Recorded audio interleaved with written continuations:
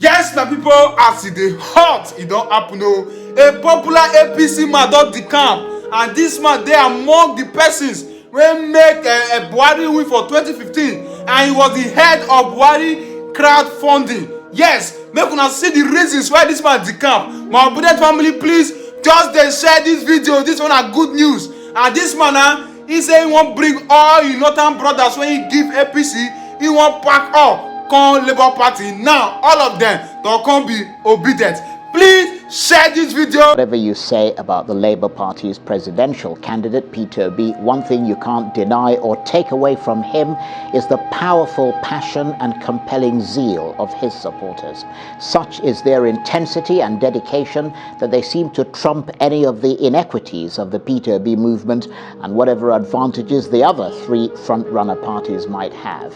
When asked about this, his supporters say that in the same way that George Floyd became a symbol of the Black Lives Matter movement and Mahsa Amini has become a symbol of the fight against the oppression of women in Iran, so has Peter Obi become an ideological symbol of the fight for justice and equity in Nigeria, a fight that's being led by the youth who want to see a new generation of honest, committed leaders. But will that passion of youth help achieve the goal of victory in 2023? Can the youth vote, as well as those from the other supporting demographics, be powerful enough to kill off the old-style political dragons? Well, my next guest certainly believes so. In 2015, Ibrahim Abdul Karim, an ICT strategist from Sokoto State, was a fervent supporter of Muhammadu Buhari, spearheading various crowdfunding projects for Mr. Buhari and the APC and helping to raise millions of naira for their campaign. But not anymore. Today, he's turned his support to the Labour Party candidate, Peter Obi. Now, why would that be? Well, to find out, I'm joined now in the studio by Mr. Ibrahim Abdul Karim himself. Thank you very much indeed for coming in. Answer, what is it then about the APC that turned you away from the party, Buhari and so on, after all the support that you gave him and the APC in 2015? I think there is no commensurate, let's say, basically, they haven't delivered. Not they haven't delivered. Right. They didn't give Nigerians what Nigerians gave to them. For example, every lady that you love, what she wants is for you to love her back. So we so much love ABC. We so much give everybody do everything he can to make sure that. But there is no that reciprocation. There is no that looking at with that empathy to look at us that we are together in this. We are going to solve it. So they now move themselves as they feel that they are there and we are here. Right. So the collective system that we wanted to push together is now going only to them. And also the core people that work tirelessly for Buhari to become president, the problem happened is that they were being sidelined out of the system. And nobody even listened to them. Some of them, they don't even need a job. They don't even need a contract. They don't need, what they just needed is for the government to listen to them and tell them, this is how we feel it. And this is how we feel you are treating us. Please treat us well so that at least we can take Nigeria from where it was to where we want to be. But a lot of shoving, a lot of pushing, a lot of trying to just talk to themselves, only them, and also they don't know the know-how for them to do it. And they are not asking other people to help them. I think that's what So you felt sidelined, basically. Not only sidelined, we felt that we have brought in a lot of goodwill from people, and those people are looking up to us, and then we have nothing to tell them. And those people were disappointed, basically. Everybody was disappointed. So looking at Mr. Obi's campaign and at his movement, what message does he convey to supporters like yourself that has brought you now to become an obedient? Yeah, actually, you know, if you tested protest campaign, if you're part of a system where you have the joy to remove an incumbent president because he's not doing the right thing, you understand? You still have that, they say the activist is always an activist, you understand? So you always feel it within yourself, there's something that you can do better. So in trying to do that, I think the movement it's not only for us. What we see is that everybody that can feel the impulse in the country, right from the answers and other things that are happening, he knows that young Nigerians are going to rally behind something. This one is clear. By 2019, by 2020, after the COVID-19 and the holding of the COVID-19 palliatives, everybody knows that these young Nigerians are not comfortable with the existing structure and the status quo.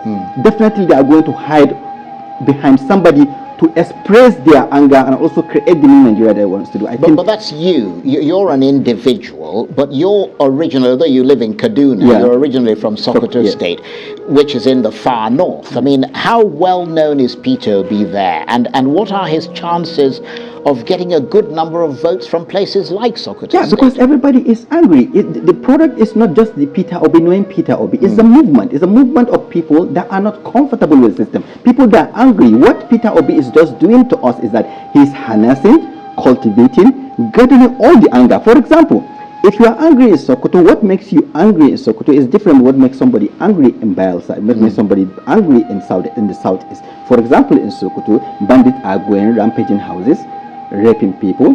In Kebbi State, for example, I know of a ladies in Yawuri school. I think they are still in captivity. They have been married out.